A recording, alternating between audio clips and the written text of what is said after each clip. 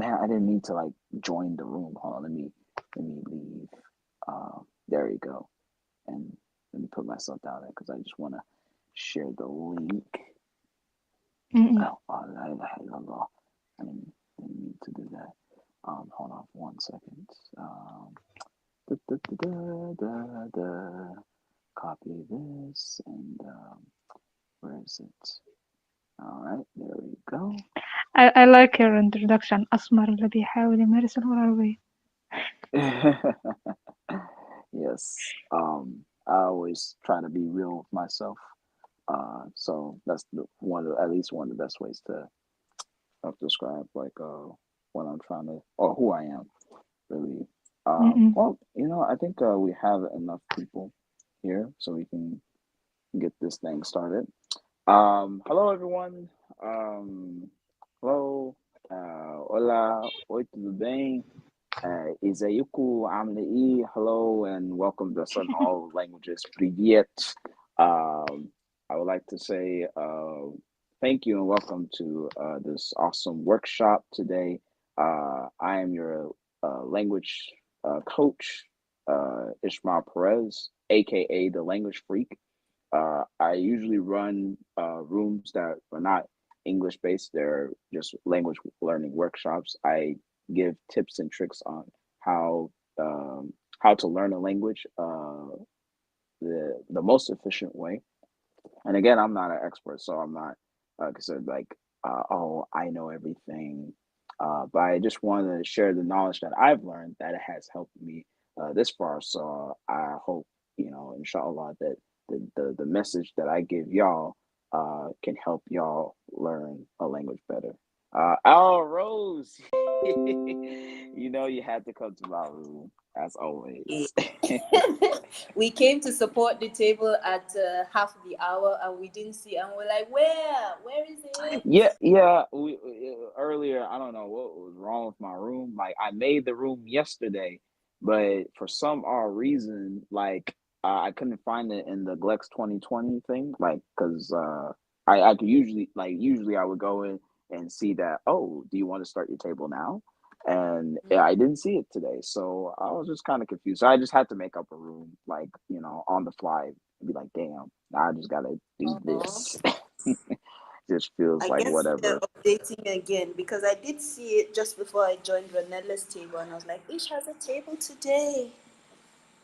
Yeah, I just don't know why it didn't do it this time. But oh well, it's not a problem.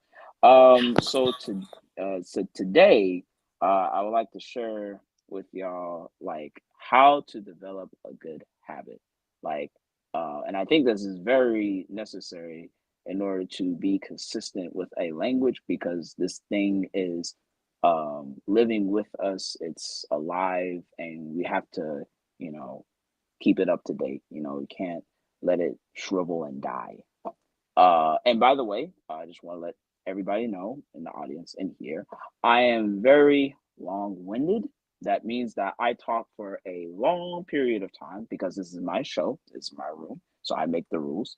And if you don't like it, boo-hoo, I'm sorry.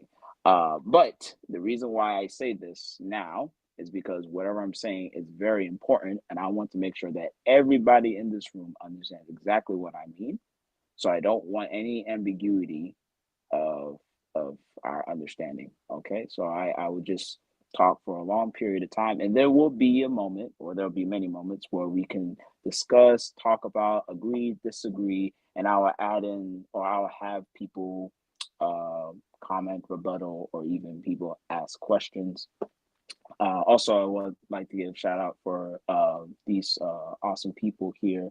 Ranella runs the Korean room. She teaches Korean. She's a full time mom, but she's still a badass by raising kids and still teaching Korean. So y'all better follow her. Y'all better go to our rooms and y'all better give her 5 stars. And if you don't, you're dead to her. Like, don't even talk to her after that. You don't give her 5 stars, you're dead to her. Sandy also gives rooms in English. She also teaches English for people. So also give a good follow out for her. And Rose, my homegirl, definitely gives rooms. She definitely makes it fun and interesting.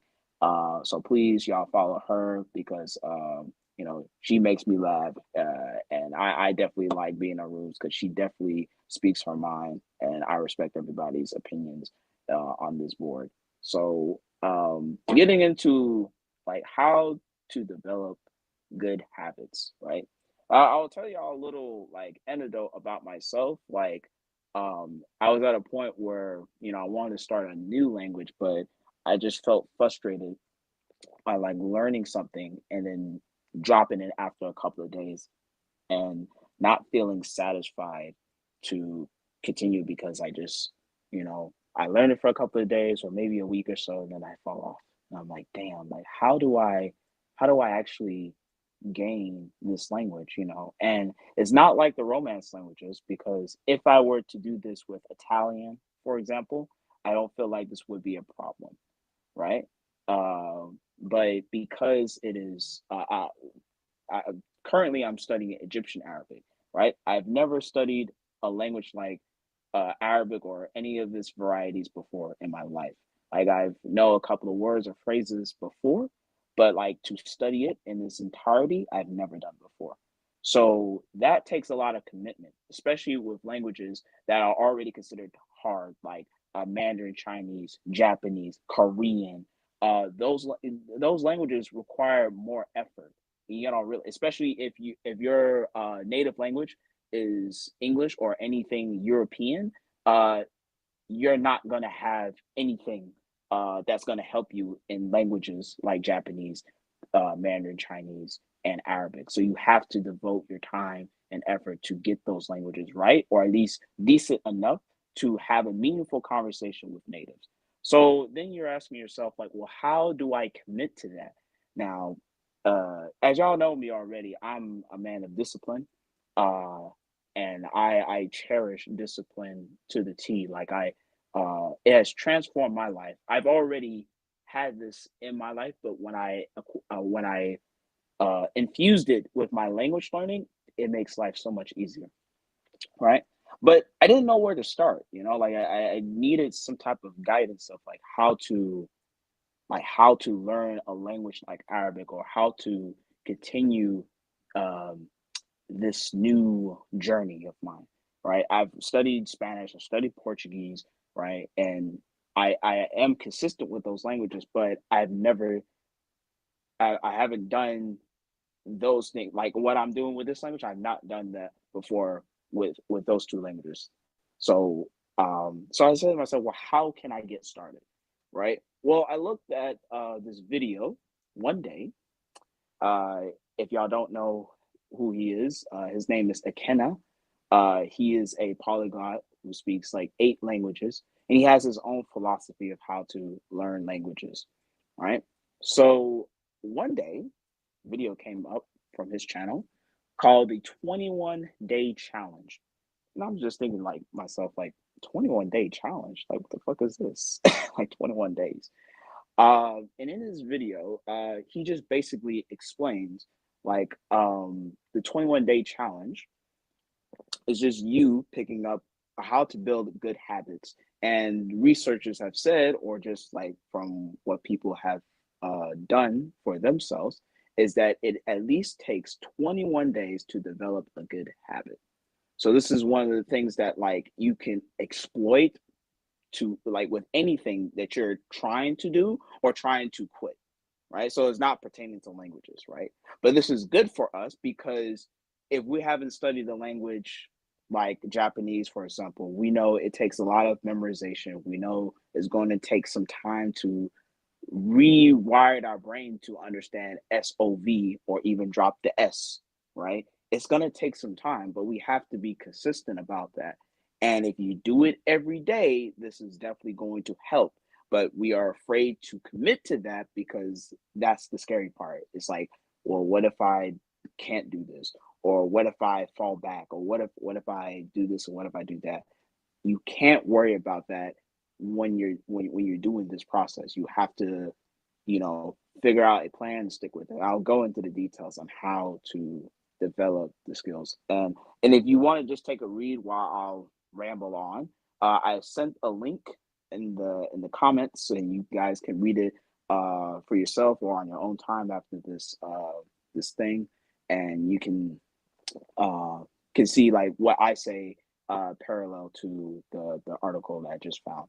So and I really like how the 21-day challenge is more or less like a trial period, because it takes 21 days more or less to develop these new neurons that you're developing in your head or developing in your brain, that your brain now instantly feels like it has to do, because you have stayed the course. You made sure that you did this every day, because now it is part of your life and you can't imagine this thing not being part of your life. So now you have to commit to it. But also with this trial period, it lets you know that you don't have to be obligated to continue, right? You figure out like if you want to do this, then all right, you don't have to commit to it. Like if you feel like you're struggling, you feel like you can't make the time for it in your life, because I know that like everybody doesn't have the same situations or the same circumstances. So it is okay to say to yourself, I can't commit to this. But at least I did the 21-day challenge, right? At least I committed to that.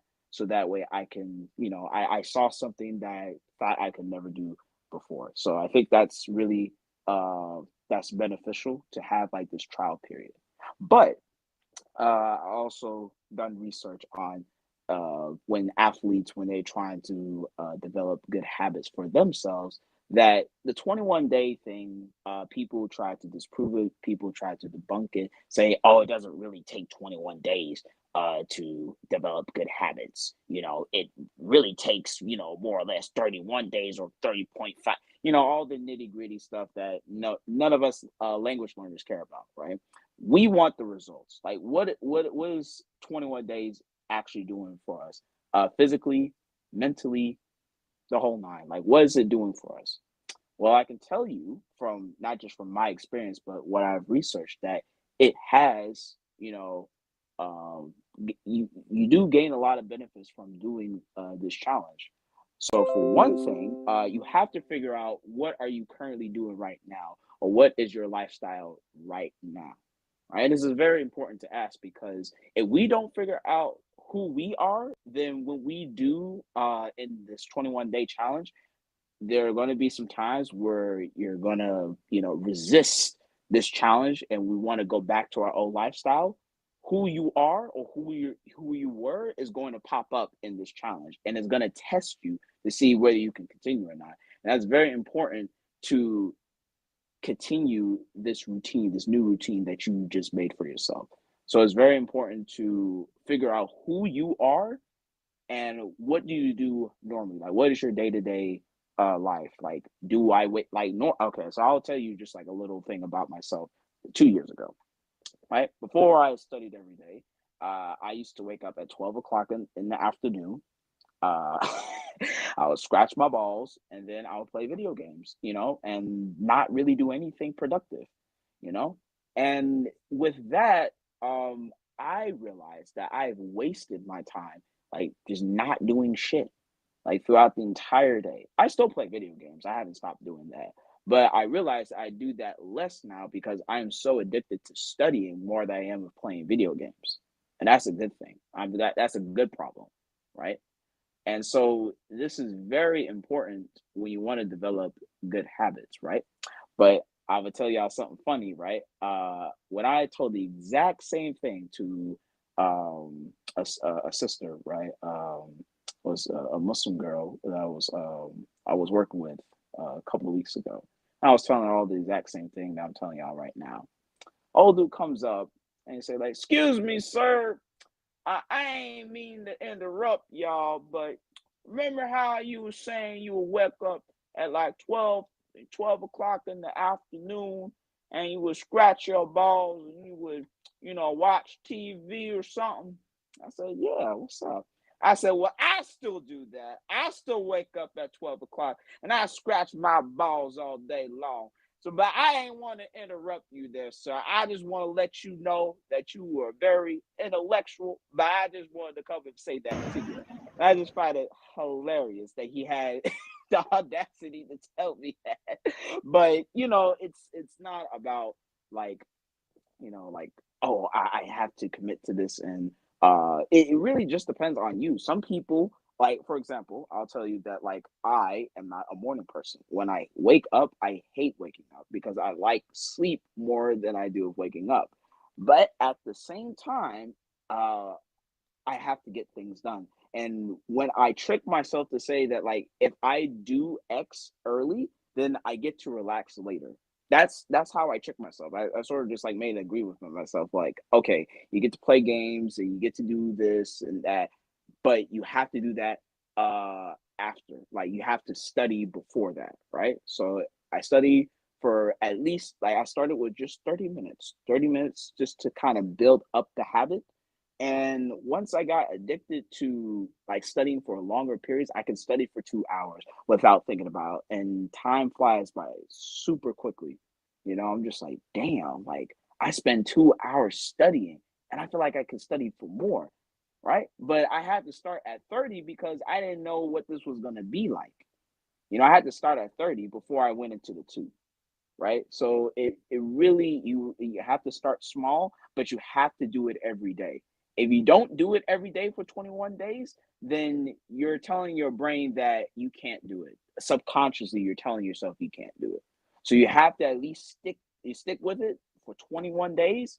And the whole point of the 21-day challenge is to not expect yourself to maintain this particular habit for 21 days. Something is also a learning experience on what interesting quirks that you will end up taking up. Like, for example, I took the habit of sticking a shit ton of sticky notes on my walls, on my TV screen, on every little thing that I see that I feel like I need to remind myself. I would just stick it, right? If I feel like I need to remind myself, I'll just stick it. And the 21-day challenge did not teach me that. I just end up picking up that habit for myself because of my like curiosity to just never forget stuff. But because of the 21-day challenge, it made it easier for me to do this habit, to just believe in sticky notes. Like, I stick everything on my wall now, right? So this 21-day challenge is sort of like a nice little chamber to build up crazy habits that you have never done before in your life. Always writing things down, putting things in your flashcards, waking up mad early just so you can get them hours in, because it does matter in the long run, right? It matters a lot, but you got to do it every day.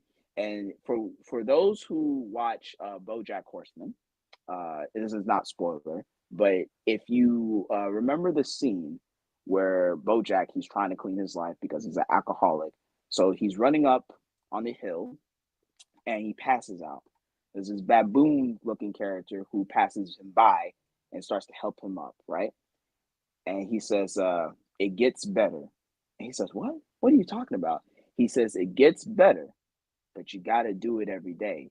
That's the hard part, but it does get easier, right?" And this is what the 21-day challenge does, you physically and psychologically, right? If you once you do it every day, then it becomes so much easier in your life. But the fact that you have to do it every day and realizing you have to do it every day, that's the hard part. And because we haven't done it yet, then it scares the shit out of us. Like, oh, I do not know how to do this. I do not know what to do. But that's the fear that we have when we're doing the 21-day challenge. But once you do it every day, you're not going to think about 21-day challenge. You would think subconsciously that I get to do this every day. That's really the whole point of the 21-day challenge, is so you can develop these skills and develop these good habits, so that way you will become more in tune with your language learning, and you will be able to use these tips or be able to use these skills to help you learn a language better, right? And so I definitely would recommend people to at least try it out.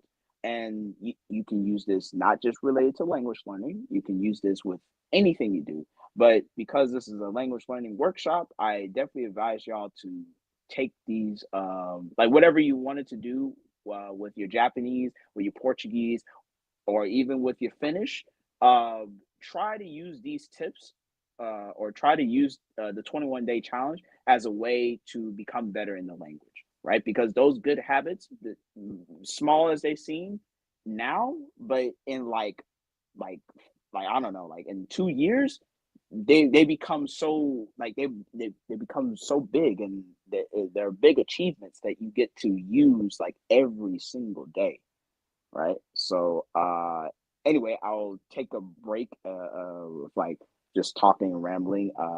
I It's open now for discussion. Any more um like um if you guys want to say anything, agree, disagree, have any questions, this is an open dialogue now, so whenever you guys can just jump on in and just start saying whatever you want, you know, free mind. We can discuss about, we can argue a bit, but it's all for the same thing. It's all for love. You know, ain't nobody hating. You know. Okay, Ish. As you know, I always recap for you at the end at the end. And so, with this 21-day personal challenge, the first thing you need to do is be consistent. And you need to be consistent in small steps and build up, but you need to do every day.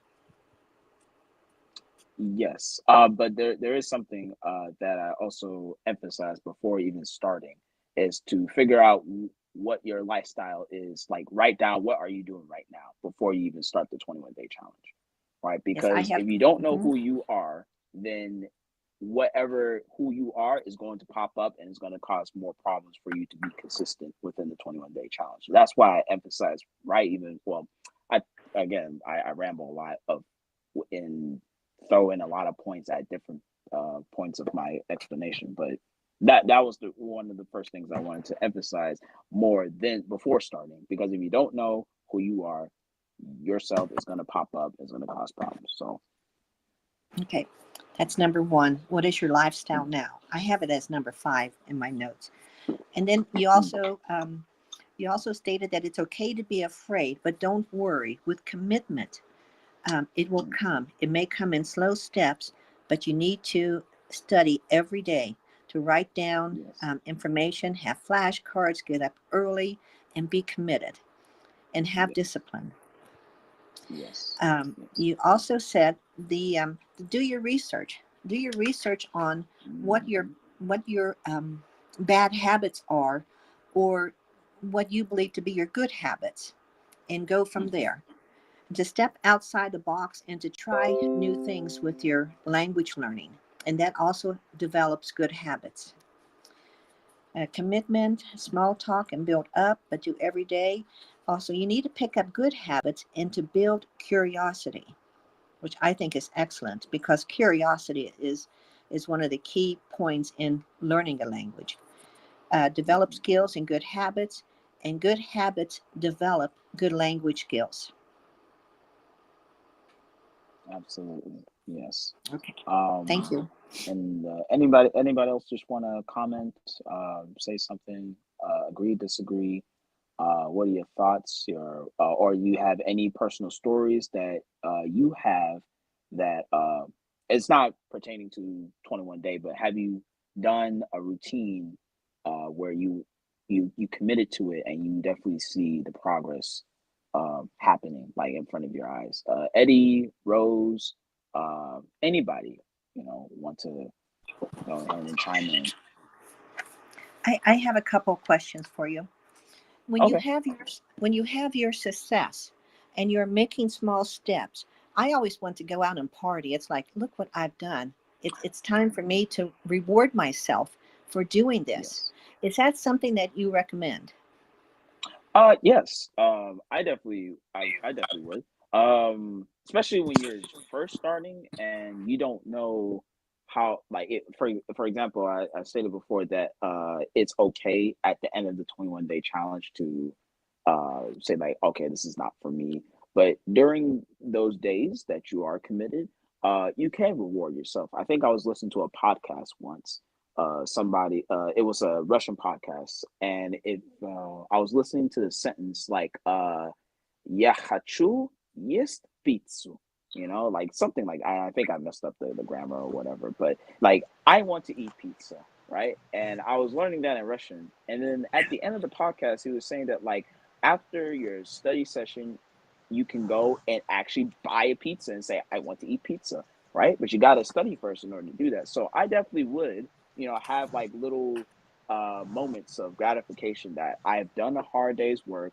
I get to enjoy it. Like you can crack open a beer to say you've done a hard day's work. You can go outside, have like a little walk and reflect on what you learned. I would definitely do that for sure. Yes, absolutely. I would definitely treat yourself, but I would definitely be careful sometimes, because I know those gratifications, like it makes us feel good, but then sometimes it can lead us, not say back to our old habits, but even start bad ones. Like uh, I reward myself with like for example like eating pizza, but then I build up a new habit of like eating too fat, or something like that. I don't know. So not to say that like that's a bad thing, but just be aware of certain things you don't want to start new bad habits, right? While you're starting a good one. But yeah, I definitely will reward myself with something, like relaxing, taking a nap, watching TV. Those things I'm okay with, as far as like rewarding myself. Okay, I'll ask one more or two more questions, and I don't want to monopolize the conversation. Should you make Okay. a journal and list what you are doing every day and what you Yes. need to improve, your wins, your mistakes, your failures? Yes. Every day, review, and at the end of the week, review your journal and then recap. Yes, I would definitely do that. This is a very interesting point, especially about writing the things that you have done. So, in this, and the article, I just put the article in the comments, right? In that article, you're going to find a section where it talks about, for example, let me go to it real quick because I find it very useful. It's low commitment, effective ways to build thing. Where is it? Just give me one moment. Write out affirmations, right? This is a very good one. So you write out positive affirmations for your habit and stick with the prominent place. So this is when you write the things you already done, right? Not the things that you will do, but the things you already done.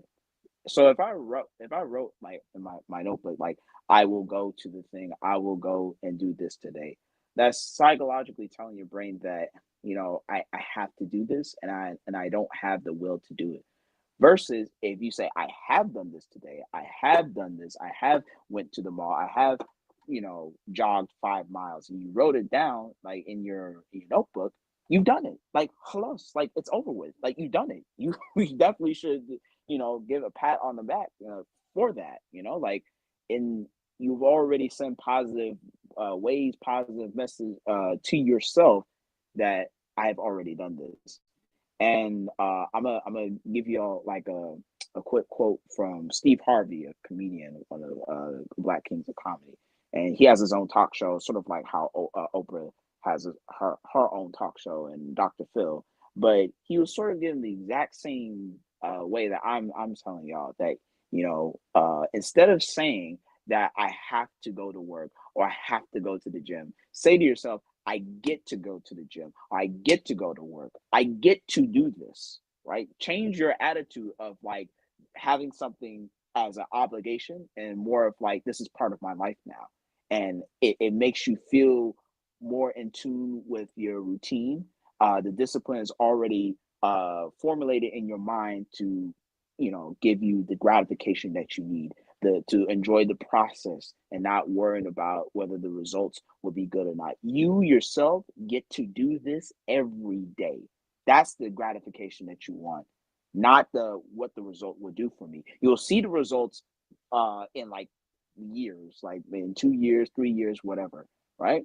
But the fact that you get to do this and you like it, it's worth it, And that's what I would say to myself is that writing down your affirmations or writing down the things you've already done, you get to do this every day. You get to study this language. You get to speak this language. You are privileged to speak this language. You get to interact with natives. You get to do this every single day without stopping, without even blinking. Like you get to do this, right? So change your attitude so that way it's easier to develop a healthy mindset when you get to do this every day. You know, I would change, I would even go to some printing shop to get a shirt printout to say hashtag I get to do this every day. Right. That's how I feel whenever I speak Egyptian Arabic now. Like I get to speak Egyptian Arabic. Wallahi azim uqsim billah. أنا مبسوط جدا والله azim. Like I get to speak it. أنا ممكن أتكلم اللهجة دي كل يوم. أنا بحب اللهجة دي. Like I love this language. Like I get to do this every day. Y'all understand? Like I get to do this every single day. It has changed my life. And you have to start affirming the things that you've already done. You have to do this. Okay, I have one more question. Then there's a couple of questions in the chat box. Okay. I think, and you said in one of your previous lectures, that you should not be too hard on yourself for your failure. That your failure is it's okay to fail, and that you need to give yourself some time. And a lot of the students, especially me, and we've talked about this, I want it now, and I don't want failure. And I am my own worst enemy when it comes to this. But I think we need to be more gentle on ourselves when we are learning a new language and learning good habits. Absolutely. It is kind of hard because for people, even I include myself in this, that we have expectations, like high expectations for ourselves. So again, this goes back to what I've been preaching for a long time is what are your goals, right? You write down your goals and you'll see what you need to accomplish. And then once you get into the momentum, you get into the spirit of it, then these goals, while you haven't hit it and you can be hard on yourself because you have worked hard and you feel like you have not gotten there yet, I feel like there is a healthy amount of ego that we must have if we want something good for ourselves. Because if we were complacent or too complacent with just making too many mistakes, then we wouldn't get as far as we are right now. So I feel like it is important to have a healthy amount of ego to want to do something better, right? Like, no, I cannot settle for this, right? However, it is dangerous to have too much ego and your ego feels like your ego is hurt, and then you're just like at a standstill. You can't move forward because what you've been taught or what you thought you were doing, it hurts you. I'll even give you an example of that. So even 3 months in, this is already when I developed the 21-day challenge, and I've already developed good habits. But I thought that that was the time where I can start speaking Egyptian Arabic to natives.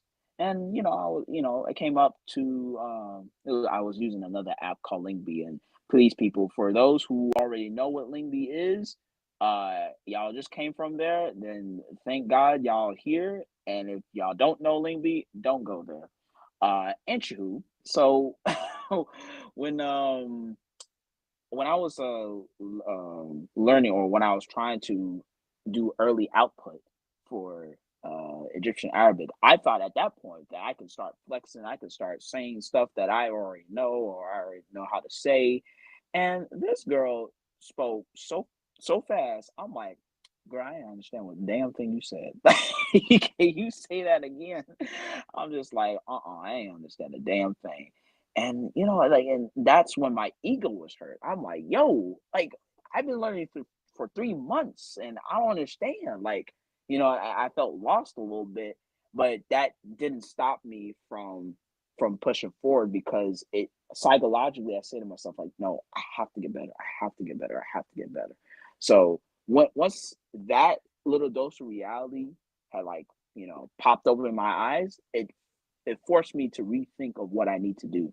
That's why, like, every time I go into the conversations and I don't understand anything, it's important for me to focus on my listening so that way I can have a proper response. Just today, I was able to have more of a conversation in Egyptian Arabic with my Egyptian teacher than I did at any point in my life. And I actually felt like I was Egyptian for once, and there are times where I didn't feel Egyptian, or I had a low self-esteem, and that did not make me want to speak it. But today I hit a mark where I said, like, you know what? I felt like I've actually spoken Egyptian Arabic for once. So that's why it's important to write down the stuff that you have done, write down your progress, your mistakes, and it's okay to push yourself, even if that is at a cost where your ego is going to be hurt. But you need to write it down so that way you can learn from it, right? And you can be humble, or more humble, about flexing or about learning and making strides, because we're human at the end of the day. We're not perfect. So everything that we do for the sake of our language journey, it's all for you. This is not for the native. It's not for the people in your study group. It's not for Sandy. It's not for Ranella. It's not for Rose. It's for you and you alone.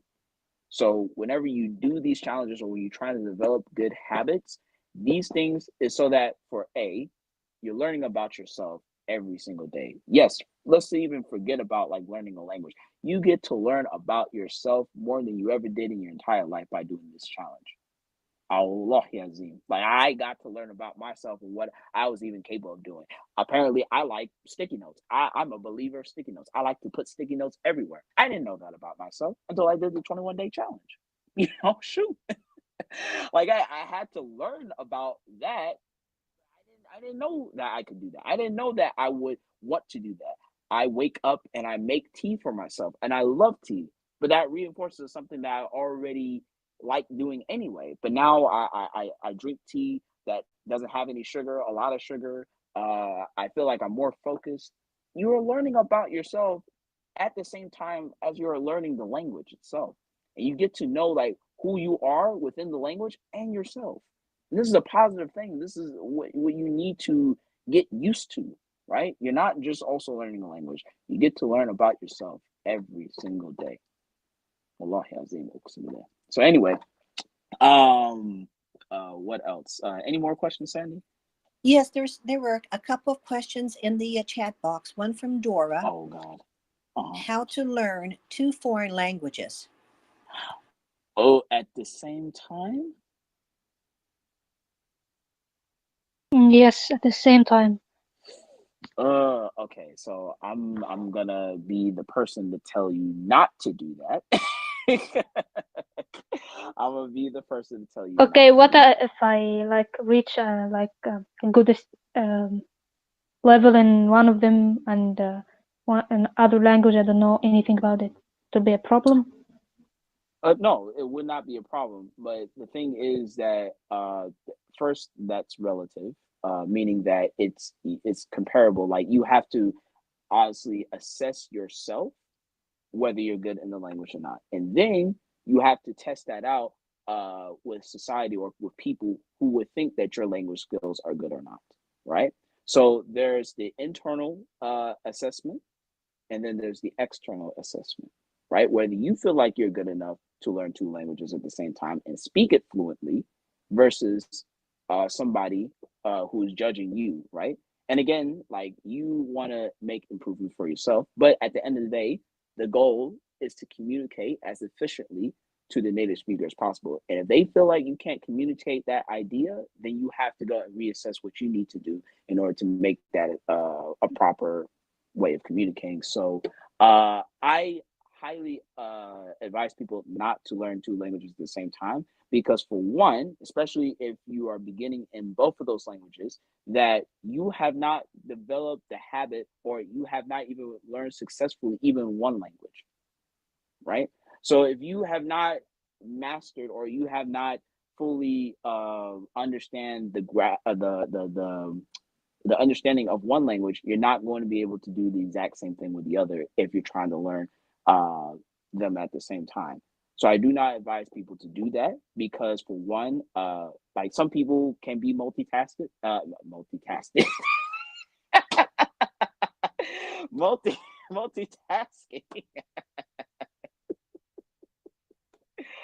Oh my God, Anchihu. Yeah. So I do not advise to learn 2 languages. For one, your brain likes to keep like it likes to focus on one thing. Well, and there's this common myth thing where, oh, I'm multitasking. I can research stuff on the computer while listening and watching things at the same time, or I'm doing this activity.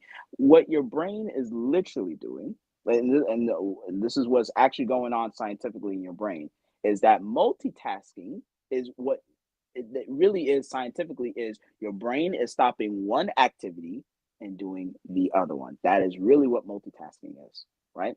But then you say, oh, well, I'm a musician and I can sing and play the guitar at the same time, or I can play the piano with both left and right hands. So how can you say that multitasking doesn't exist? Well, yes, but guess what? Those skills you had to train to build the dexterity to do both at the same time, right? So it's not like, oh, you are instantly like we have to train ourselves to be multitasking, right? And you're doing whether the activity itself requires you to be more focused or not also depends, right? Like if you're talking on the phone while cooking, you can do that because cooking in this instance does not take a lot of effort to do. But if you have a serious call with like a CEO or something, you obviously should not be cooking because you can't talk lingo while you're cooking your ronatini, right? So you have to be focused, and our brains really like to focus on one thing at a time. That's what's going on in our brain scientifically.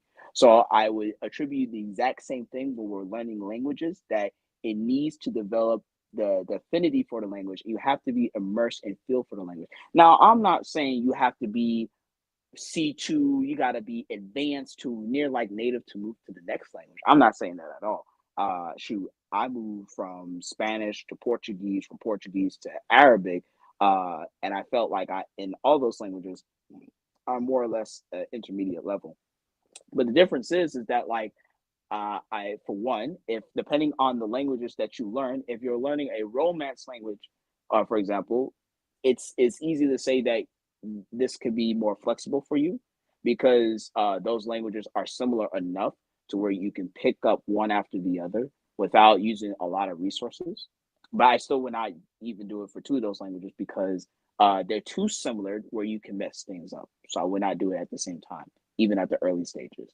But if there needs to be an argument to be made for languages that are similar, is that it requires less resources for you to learn those two, right? But if you're learning two different languages that have, no relation whatsoever, then do not do this like at all because you're going to stress your brain out and you're going to be overwhelmed, right? And then some people might say, well, it's interesting for me or it's more engaging for me to learn two at the same time.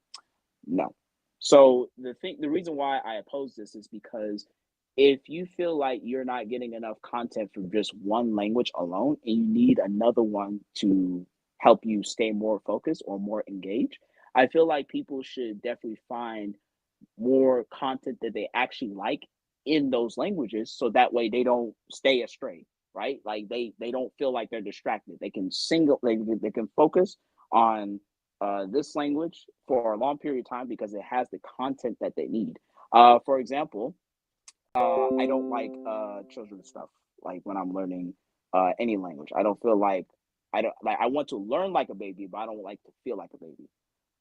But I read short stories where they're engaging and challenging enough, but they're short and they respect the level that I'm at. I'm like a low intermediate or intermediate where I know the words or I can understand the words, even I have never seen this word in my life before, right? But then I also like science, I also like philosophy, and anything that they say that is philosophical, I will tune into that word a lot quicker than something else, right? Like if there's anything with sports, I do not like it. I'm just like, nope, I don't care, right? I still learn the words in order to talk with people and know what they're talking about, but I couldn't care less about sports. I don't even like sports even in English. Like I couldn't care less for basketball. I couldn't care less for baseball. I couldn't care less for American football. I couldn't care less for any of those sports, right? But because I'm a native, I can talk about something, but still not being a fan of the Green Packers or whatever, you know what I'm saying?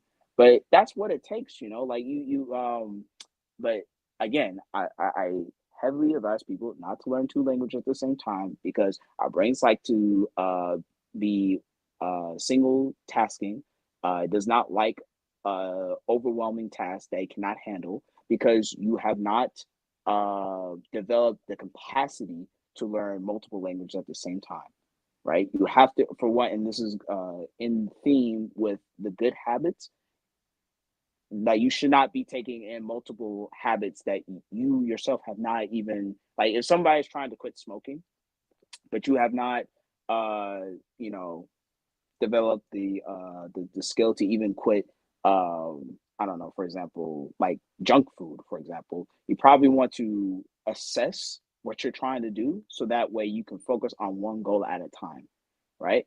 And even the best polyglots who speak 15 languages, they don't even do this, right? They might do this for languages that they already have an affinity for or they're already mastered, right? They still keep up to date with languages like Mandarin, Chinese, and Japanese. They already speak that fluently. They can learn those two at the same time because they already know how that language works. They immerse themselves in those languages, and it took them a long time in order to do that. But they're not learning Hungarian and whatchamacallit and Bahasa Indonesian at the same time.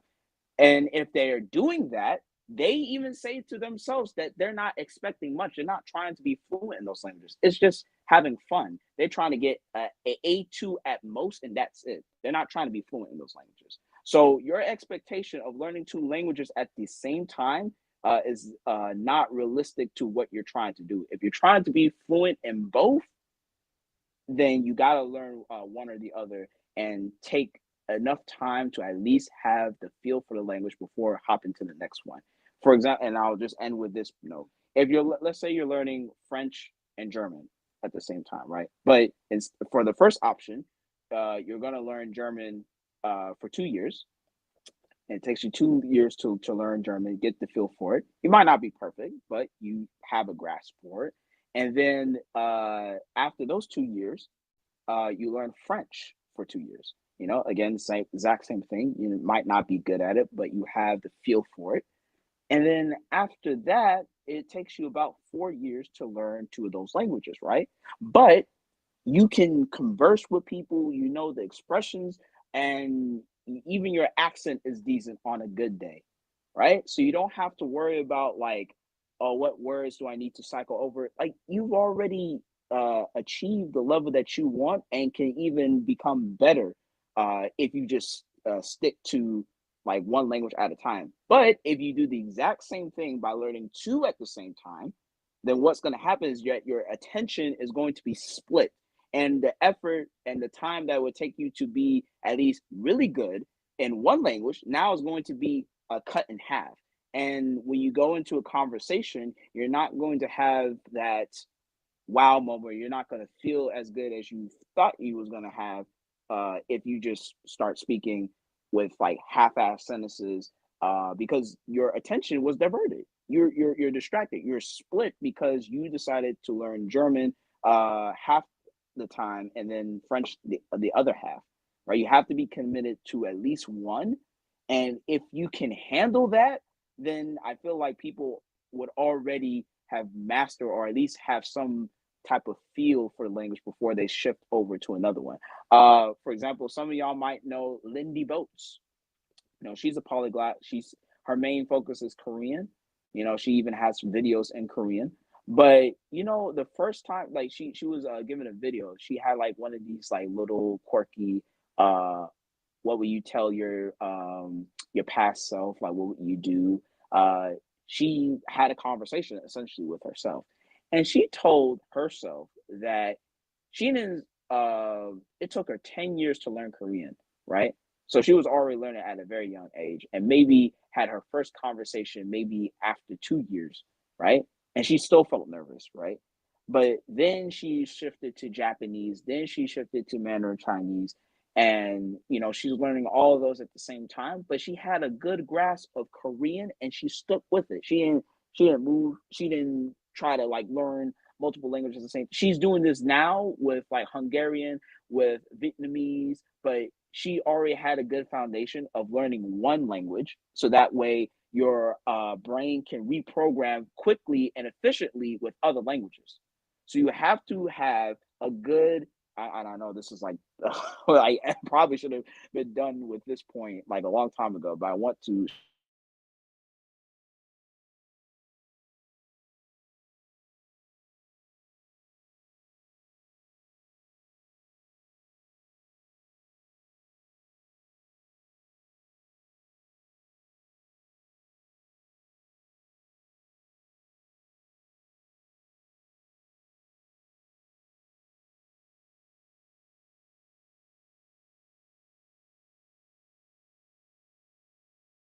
y'all. Like, he didn't really say that right, but the difference is oh, sorry, I don't know what happened to my voice right there.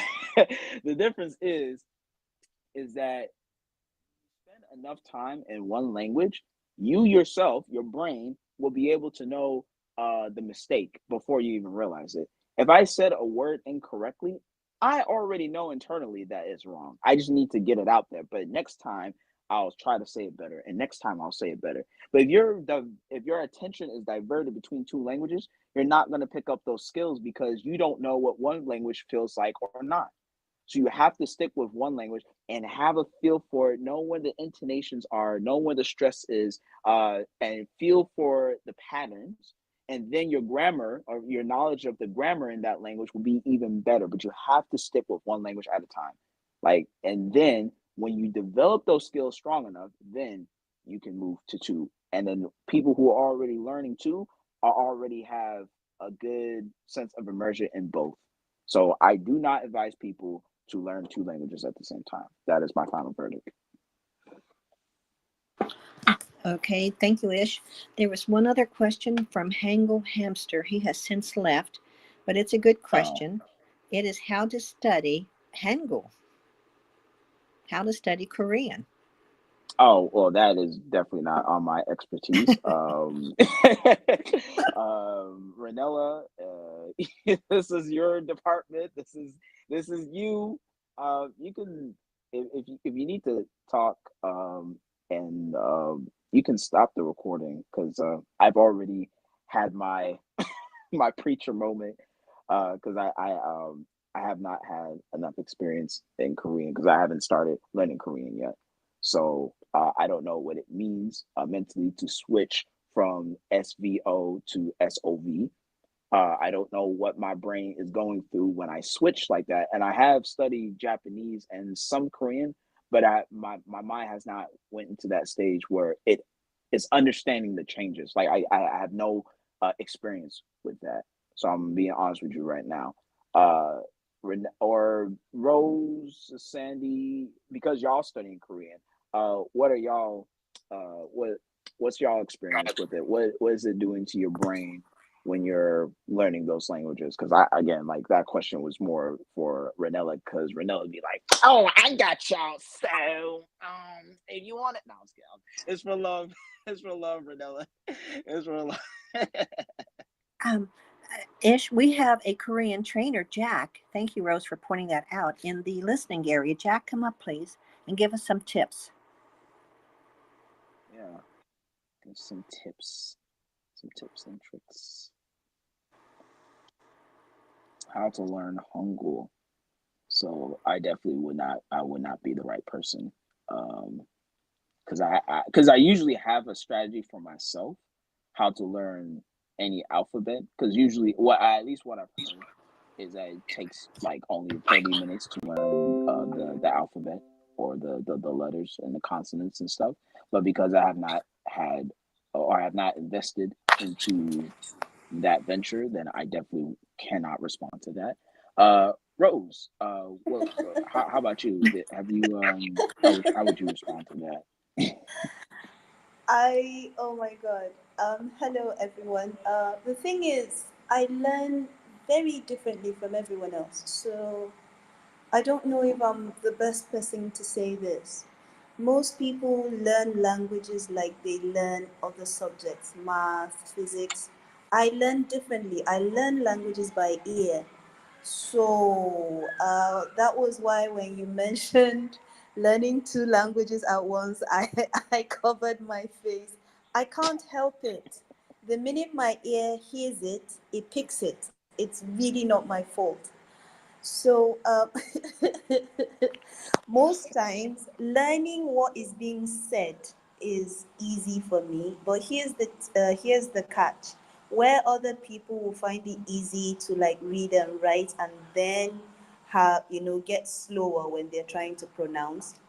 I pick up pronunciation and words like almost instantly. If I am immersed in that language at that time, give me a week and I can pick up the slightest intonation in that language. However, reading and writing is my worst enemy. So, Mm. because of that, I would say I'm among the few people in the world who can probably learn numerous languages at the same time if I'm immersed. However, I will agree with Ish on one thing.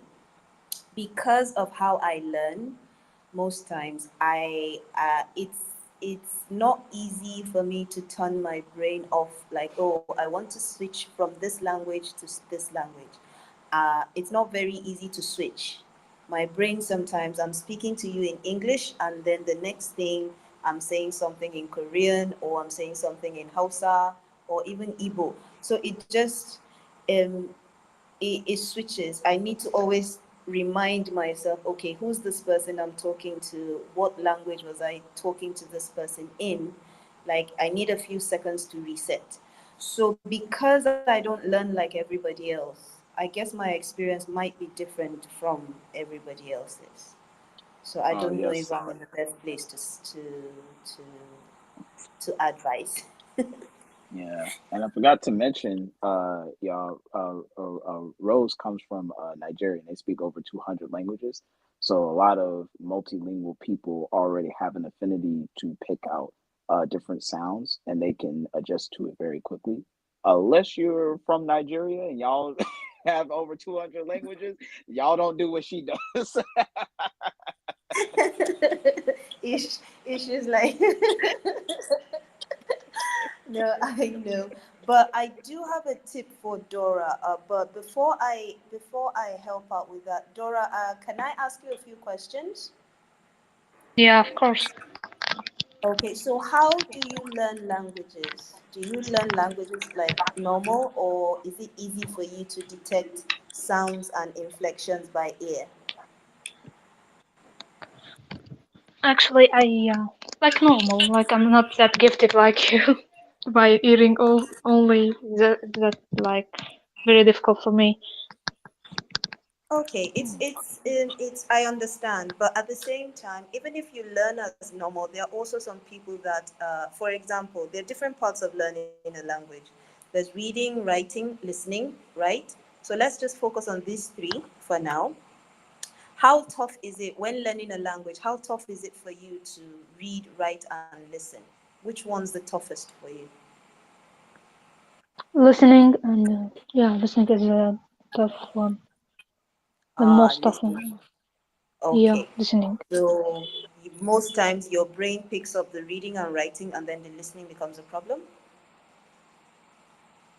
I can say that Okay. I'm that good in writing because like I'm really bad at memorizing words. That's my Mm, difficult point also. Like okay. the spelling of the words. Yeah, yeah. So, okay. So, what are the two languages you're interested in learning, or you started learning? Let's see. Yeah, English and French. I want to learn French actually because I love this language. No purpose. I just love it. Uh, And yeah, okay. So from that's high super school. easy. Yeah. That's super easy. I can advise you to do this because, again, the attention span, you may lose interest. And I understand the excitement of, Yeah. oh, I've discovered this language. I'm excited. I would like to learn it. I don't want to forget about it, right? The feeling of getting a few words and, someone teaches you something, you get it right, and you're like, oh, I can learn this language, right? Yeah, the feeling. Yeah, right. Yeah. Yes. Yeah, exactly. Oh my God, I'm Well, so good at this language. I will learn it. Yeah, right. well, just like there's an advantage and a disadvantage of rating both languages at the same time. Now, yes, you don't have to devote the same amount of energy to both of them. However, here's a trick that I use. I usually Mm. devote one, like for one language, the most important one at that time, I devote as much energy as I can to it, right? And then the other one, I simply learn it conversationally, which means I will immerse myself in it. So I will dedicate my time to read, write, and listen to one language, and the other one, I just make myself available to native speakers as often as possible. I don't know if that makes sense. Does that make sense to you? Yeah, I understand you, but what if I don't have any background about this language? I think no one will speak with me when I don't know even No, only you how like are okay. you, what's your name? No, because like okay, let's give an example, right? You said English and French. Which language is most important to you right now? Yeah, English is most important than French. Okay, and right now we are on high local, which means English is easily accessible to you, yes? Yep. Yeah, yes, you can find a lot of sources in YouTube and everything. Yeah, even in Perfect. So TV. Yeah, yeah. yeah, so perfect. So you make sure that you are reading, you are writing, and you are listening to native speakers. I guess Yeah. that is covered right now on high local, yes? Yes, yeah, yeah, you're right. Good. Yeah, I'm trying But there are to include all the yes. skills. Yeah. But there are also French tables on this same app. True. So simply Yeah, but just I didn't reach the level to speak in French. Like I know only the basics. you don't need to. You don't need to because here's the thing. If you still can't speak two, three languages, like if your brain basically what Ish is saying is if your brain hasn't registered that there are two, three, or four different language patterns in your head at the same time, it's very hard to absorb. So all you have to do literally is just go into those rooms and listen to them. You don't need to speak. If they speak to you, answer them in English. Oh, I just love the way you guys speak and I want to listen to you guys. I can guarantee you this. If you do this for the next 2, 3 weeks while you focus on your English, let's say you focus on English for the next 2 to 3 months, eventually, when you start to learn French, if it took you 6 months to learn English, you will learn French in half that time or even less. Mm. But what about not understanding anything about they saying or speaking? It doesn't matter. Here's the thing with people and languages, right? The first time you enter the room or you go to the table, they may ignore you. The second time you go in, they will be used to you. By the third time, they will be the ones to ask you a question. Oh, you're always here. Hi. And you tell them, oh, I only speak English. I don't even understand what you're saying. The next time they see you, they will make a note to either mix the language with English or try to interpret to you what is being said. So you're not necessarily learning the language per se, but you are definitely picking up one or two things without affecting the information that you're getting from the language you're learning properly. I also have a quick Yeah. advice, Dora. Whenever you go to rooms and you don't understand what's going on, let that happen. That is what your brain is doing is being honest with itself that it doesn't it has not picked up the words that you have learned or you have acquired, right? But I'm pretty sure when you pay attention, like what Rose is saying, uh, you will start to notice words that you have learned or you start to pick up the patterns, right? Because the reason why when we learn languages and you've been studying for like 3 months and you still can't understand what they're saying is because you have not acquired those words. You haven't heard those words in the natural speed. And when someone translates to you the exact same thing, like, oh, I knew the word. Like, how come I couldn't hear it? Because you hadn't tuned in, right? Just pretend like you're in a car. Let's say you're driving, and I know people don't use the radio anymore, but let's just pretend like you do. And you turn the knob, trying to find the right station, and everything is static. Like you're just getting nothing but white noise and just crap, right? You can't really figure out what they're saying. But then once you tune in to the right station, all the words start to become clear like water. Like it's like, oh my God, I can hear everything's clear like water, as I like to say. And but you have to spend enough time tuning in, changing the knob, and finding the right station where there's no static at all. It makes perfect sense. Even if you get one word, if you can understand one word, halas, like that's the only thing you need to worry about, right? Because your expectation to understand everything needs to change. Because if we tell ourselves that I understand everything that you're saying, oh, natives will challenge you, and trust me, they can tell that you don't understand what they're saying. They can tell when it's like, Yeah. yeah, You yeah. remind me when I was watching movie in English. I said to myself, "Oh my God, I was studying hard. I shouldn't understand everything they are saying." Oh my God, I was Yeah, so but then frustrated. yes, and it's okay to feel frustrated. It's okay to not understand everything. Shoot, I'm going through that right now in Egyptian Arabic. Like I would like hear somebody and I would recognize the words, but I can't figure out like what they're trying to say with the words that they're saying, you know? But then again, like we've been preaching before, you need enough time in that language to kind of understand what these natives are saying, right? But you can try this other technique, but this is only this I'm on this only works if you're like at a really intermediate slash high intermediate level, and your English is really good, so you don't have to worry about this. Maybe you can try it, but just uh, try to use your target language as a way to learn the new language. There's some Really? success with that. Some people Yes, say don't use your target. Yeah, don't use them. the yes, it is a debate of right whether to use the target language or not.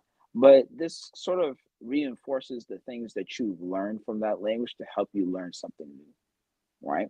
So if you're learning a new skill, like this doesn't have to pertain to learning a new language, you would write that down in your target language. Like I learned how to change a tire, but then now it will require you to learn new vocabulary all over again that you thought you would never have to use again, right? Like أنا محتاج أصلح زي يقول يعني فرنس Yeah, عربية. right. Like I Mm, had to, mm. yeah, like I had to look up the word فرنس to mean like headlights, right? But now I know it, and I even have a sticky note for that, right? I put it like in front of me or then me. I sent so I can like see and visualize like what I have to do in order to fix my headlights, right? And every time I see my headlights, I think of the headlights, right? But I'm using my target language to help me learn about cars, right? To help me learn about something that I feel like I have a good knowledge of, but now I'm using it to describe my reality that lays before me. So you can use this, but I feel like you have to have a good understanding of languages and know the advantages and disadvantages. So you could like I for one kind of want to use Egyptian Arabic to help me learn Korean, but I'm not going to fully like use all Arabic to learn it. Like I'm gonna actually immerse myself by listening, writing down the Korean, and associating the sounds with the written form, right? So that way I'm not totally lost. But if I need to explain something, I know how to say that in Egyptian Arabic. And I would use that in order for me to reinforce the things that I've already learned because I don't want to forget it, right? So this is at least one way that you can reinforce your target language while also learning something new. And if it makes sense and if it clicks, then halas, you already got that down. But if it doesn't work for you, then just stick with learning one language at a time by using your native language, or help yourself by using the target language to help you learn your target language, if that makes sense. But again, I was stressed, I said before, it is okay to not know stuff, right? It is okay to feel lost. It is okay to say, I don't know what you said. That's probably the last thing you want to say, but it is okay to say that. Like, honestly, I do not know what you said. Like, I'll even look up ways, 1,000 ways to say I don't understand. أنا مش لاحق. أنا ما أعرفش أنت قلت إيه. يعني I will say all that Mm. stuff to Yeah. to form like my honesty because I don't know what you're saying, but I want to. And the attitude of you wanting to understand helps you get closer and help you bridge the gap from like where you are right now to the level that you're trying to get to, right? But it takes time, and inshallah, when you listen more, kaza more, you'll get there, inshallah. Yeah, inshallah. Mhm. Thank you. No problem, no problem. Anything else like this is what you call it? I and Rose, I appreciate for your feedback, and for sure. No, it's okay. It's just, like I said, because I'm a bit different from everyone else, but I do realize that even regular learners could get one or two things from the way I learn, especially listening. Most people don't realize how important listening is. So I try to Amen. advise Amen people, to that. yeah, listening is really important. You can read, you can write, you can be taught all the grammatical structures in the world. But for you to sound like a native speaker, to be able to put together sentences like a native speaker, you have no choice but to listen. Unfortunately, well, Mhm. fortunately or unfortunately, I don't know which word is right at this point. I Which can't one's English more here. appropriate? As long as fortune is attached to it, yes. So, yes, but you do have to listen. So, if you don't want to give up the excitement of learning another language, you can just patiently listen to them. I can tell you, everybody is always excited when you hear, oh, someone comes to you and they're like, oh, yeah, how are you? What do you speak? Oh, I'm French. Oh, really? Ça va? Oh, really? You speak French? Oh, no, that's all I know. Oh, is that so? It's all right. Come on over. We'll teach you. That's it. People are always excited to know that others want to learn to communicate with them in their native tongue or in their language. So you can take advantage of that, Dora. Don't let your excitement die. That's my fear Mhm. for her. Actually, I don't want her excitement at encountering a different language die.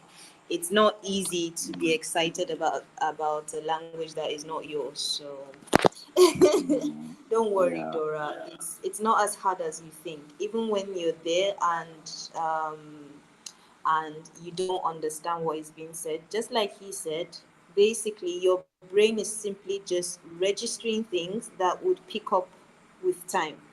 So don't be scared of it. And also, you going into a room where you don't understand anything makes your brain actually listen better in the language you're learning, because now your brain has learned to pay attention to what is being said, Mhm. to sounds, to inflections, to ups and downs.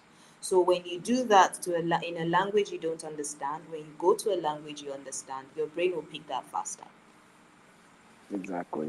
And oh, she's gone. Damn. I was gonna spit something else. Like I was gonna say like whenever, like, for example, every morning, I again, this goes back to the good habits. When I wake up, I turn on my TV, and I plug up my switch, so I can watch YouTube all day. But the first thing I do is I pop open like a video in Egyptian Arabic. This is dude who like does like this National Geographic type of style of interviewing. He goes to like different like historical sites, or he's talking about Islam, but he's saying it in an Egyptian accent or Egyptian dialect. And there are times where I just do not understand what he's saying, right? But what I do is that I listen to him, and whatever I can't understand it, it's there, and I recognize it. And whatever I don't, and if I pick up a word that, or I like the way he says that word, I'll try to repeat what he said. He's like because he has like this interesting like low husky voice. He's like انت عارف كده, like he talks like this, and so I would try to repeat it exactly the way he does it. And that's more in the technique of shadowing, but I don't want to get into that right now. But like, even if I don't know that word, I'll just say it out loud. I'll repeat after him. And the point of you just like listening, like, and I'm glad you brought out the idea of listening, because I used to be in the camp of field where all you need to do is just talk it through, and then you'll be able to understand everything. And if you want to have a meaningful conversation, then you do have to tune in and listen and really comprehend what somebody's saying. Uh, and I'll say like a quick story, like when I was a dishwasher, and this was in English, mind you. Like I was just like, sometimes like we have like this way of like affirming something where we'd be like, well, that's crazy, or like, yeah, right. But we're not really listening to you sometimes. We're just saying it to kind of back channel, to just kind of, fill in the gaps within the conversation. So it'd be like, yeah, yeah, I know what you mean. Yeah, yeah, yeah. So like I'm just saying this stuff. And the dude was just like, he checked up me. He's like, what I say? I said, oh, what? what what you mean? What? I'm like, you said, and he like, you didn't know what I said, didn't it? I was like, I ain't gonna cat with you, man. I ain't know what you said. So he caught me. He's like, I wasn't paying attention. And so if that happened to me in my own native language, damn sure it's gonna happen in the target language. Shoot, you know what I'm saying? Like you gotta really pay attention, but sometimes your expectation can't be like I have to understand every single phoneme and every single sound that's being uttered. Like you have to understand context. You have to understand the words in the context. And if you don't understand, just focus on the rhythm and the intonation, and that'll help you make sentence sound more natural. Because if you know how to say, I like going to the store, and your broken accent, for example, eu quero ir ao supermercado, right? But like, then you try to say exactly how your friend said it, and you're just like, oh, I love how he says that, so I got to repeat how he says it. And if you feel like he's a Brazilian speaker, then people will believe you're a Brazilian speaker. So again, this takes a long time for your brain to say, I got it, right? Without any help whatsoever. You did the work, you figured it out, right? Shoot. Anything else I wanna because this 21-day challenge with good habits just kind of came up. Like I wanted to talk about it, and I wanted to talk about like the specifics of like what method to do, like resistance, which is like a period where you feel like you want to go back to your old lifestyle, things like that. But I feel like I've explained it enough, and this thing's already gone like long enough. Ranella, well, I'll just end the thing here. It could be open discussion.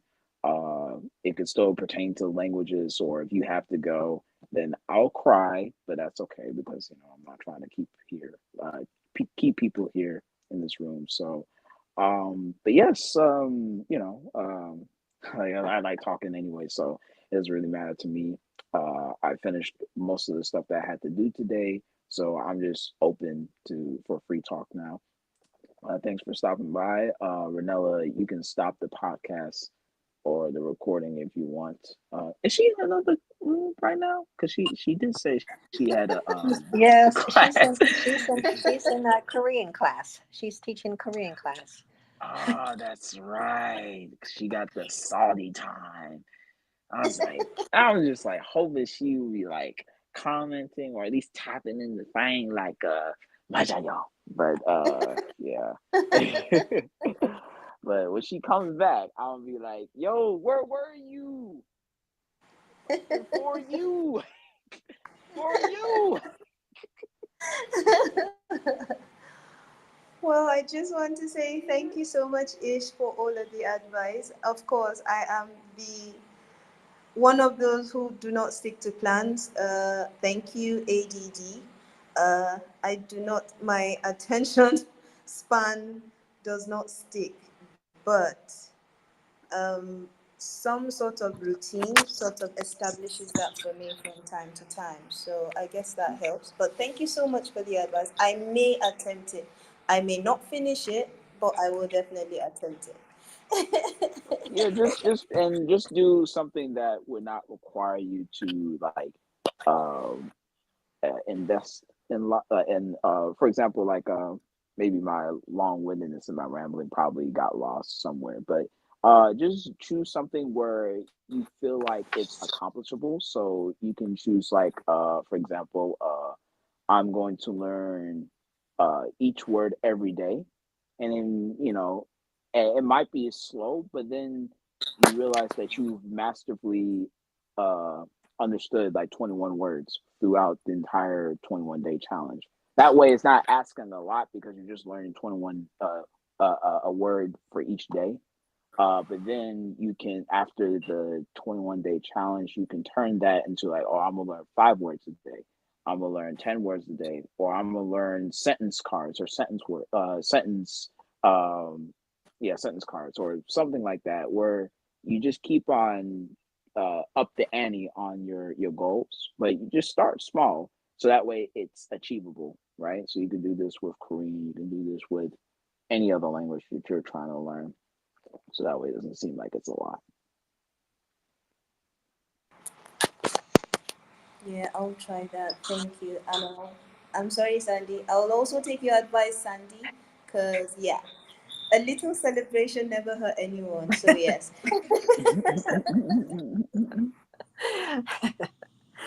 When I was starting to learn to read Korean, Renella was like, "We're going to have a party." It's like, yes, yes, a milestone.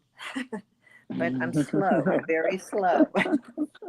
Uh, Thank you, Ish, as always, for your excellent advice and your time devotion to helping the students learn this language and give them all of these tips and research you have done. It's much appreciated. Oh, no problem. No problem. No problem. Man, it's been something. Today, well, I only had 4 hours of sleep today. Well, yesterday or from last night, because I stayed up just talking to people. Like we was talking about Arabic like for a long ass time. We was talking about, oh, the grammar of this one. You have to add the shadda to this one. That changed the meaning completely. So you really gotta look at the content. I was spending 3 hours, goddamn, last night, knowing damn well I was supposed to be going to bed. I had a class in the morning, and then I had this workshop, and I'm like, why do I do this to myself? Like I don't know why.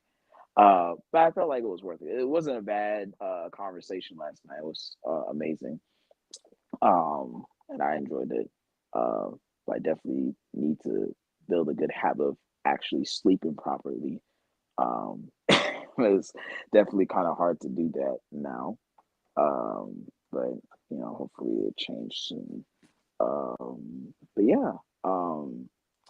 And I wanted to like, I wish I didn't like anybody from the audience, if they want to come up, if they have like a story, they have for like routines, or do they have any advice for anybody else, or what worked for you, what didn't work for you, um, yeah. So I know what worked for me, and I'm glad I stuck with it. Because the whole purpose is to not just say I did the 21-day challenge and now I'm good. Like the whole point is for you to just keep this good habit for life. That's the whole point. And once you do it, then you're going to say to yourself, "Why haven't I done this sooner?" Right?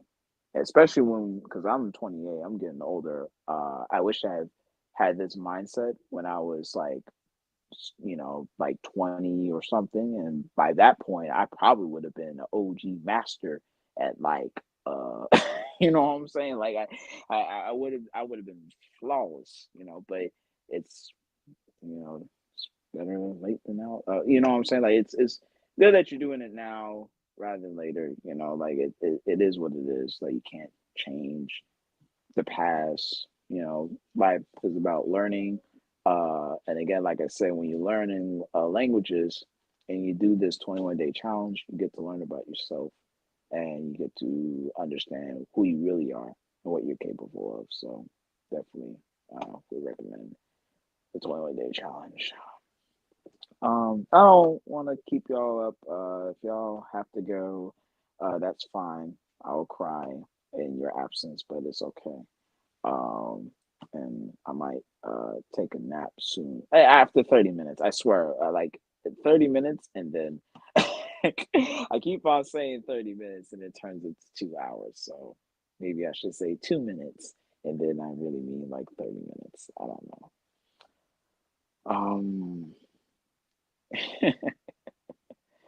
Um, let's see, like folks be writing in the comments like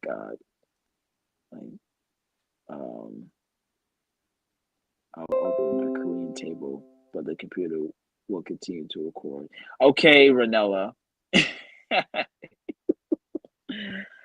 Oh man. Um, well, I sure will be reading.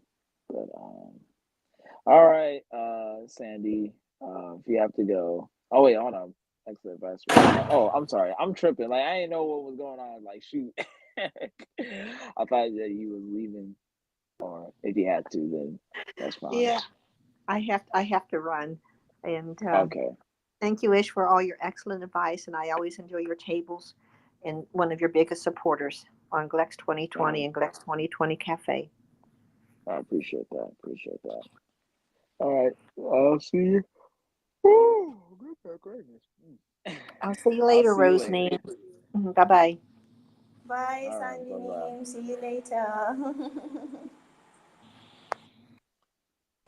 Ooh, That's true. We may need to go all the way to Ranella's table to let her know that this is over and she needs to stop recording because yeah, we're yeah, broadcasting yeah. live. I finally hit a, and I was like, oh yeah. Actually, we've been here for almost 2 hours, so I think Yes. the new habit that I'll have to try is to make my rooms 2 hours or less. That's the goal. Oh my goodness. But this was a good talk. It was a good talk. Well done, Ish. It was interesting enough. A lot of people will benefit from the challenge, the advice, the talks, and hopefully Mm, the odd ones like me can also will also benefit from it. I mean, we always learn every day, so yay! hopefully, yeah. Eddie, bro, like oh my god, you don't miss everything, There's man. somebody we know. Hey, man, you don't miss everything. What's good, man? Hi, Eddie. There you go. Let's look at Hello, that. hello. Hey, Brian, what's can you good, hear me man? clear? Nothing Yeah, much, we can just hear you. getting out. Perfect, just getting out from my job and now going to take the bus to my car. Oh,